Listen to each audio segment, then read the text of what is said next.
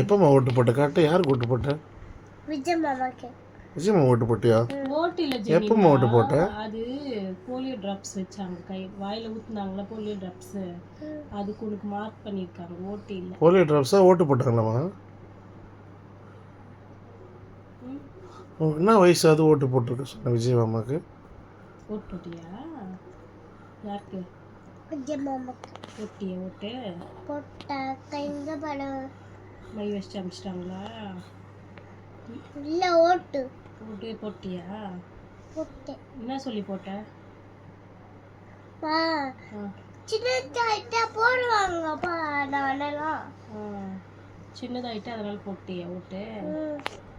அப்போ நான் பெருசாயிட்டா போட்டுடுவேன். பெருசாயிட்டா யாருக்கு ஓட்டு போடுவேன்?